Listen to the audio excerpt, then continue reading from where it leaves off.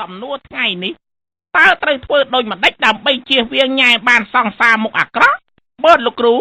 វាយស្រីមុខអាក្រក់ឲ្យងាប់អស់ទៅយើងអាចជៀសវាងបានហើយចម្លើយថោកទាបដូចជាឯងកោតតែចេះឆ្លើយរួចដែរ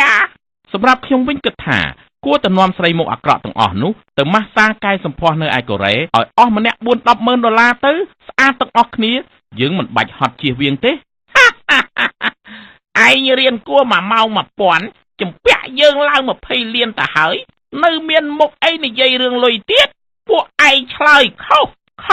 ចម្លើយដើម្បីជៀសវាងបានសង្សារមុខអាក្រក់គឺយើងត្រូវរកសង្សារមុខស្អាតទៅ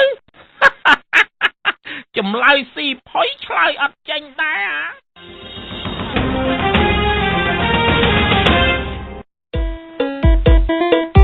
សួស្តីប្រិយមិត្តត្រឡប់មកវិញហើយជាមួយនឹងវិទ្យុកខកខងដែលចាប់ផ្ដើមផ្សាយពីម៉ោងនេះតទៅរហូតដល់ម៉ោងលែងមានមនុស្សស្ដាប់ម៉ោងមានមនុស្សស្ដាប់គឺម៉ោងវិទ្យុនៅផ្សាយហើយម៉ោងអស់មនុស្សស្ដាប់គឺម៉ោងដែលវិទ្យុអត់ផ្សាយ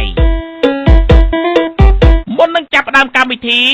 សូមអរគុណម្ចាស់ឧបត្ថម្ភធំគឺហាងលក់សម្ភារៈកីឡារ៉ូណាល់ដូដែលមានលក់កាហ្វេទឹកដោះគោតកឈ្ងុយឆ្ងាញ់ហើយក៏អរគុណអ្នកសហការឧបត្ថម្ភកម្មវិធីផងដែរគឺហាងលក់ប្រហុកផ្អកយាយសារាងហេលបងពីនេះគឺឈិនឡុងទើបតែមកពីប៉ោយប៉ែតអូសួស្ដីលបងឈិនសួស្ដីលបងពីខ្ញុំធ្លាប់ឮឈ្មោះលបងឈិននឹងល្បីញ៉ែស្រីមិនរើសមុខនៅប៉ោយប៉ែតយូរមកហើយខ្ញុំក៏ធ្លាប់ឮរហស្សនាមលោកពីចម្ពាក់លុយគេមិនចេះសងយូរហើយដែរ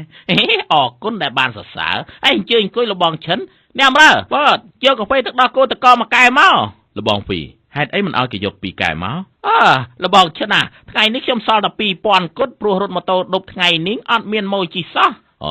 អញ្ចឹងពេលដែលគេយកមកលបងផឹកឲ្យអស់ទៅប៉ុន្តែទុកតកឲ្យខ្ញុំស៊ីគ្រាន់កំដរមាត់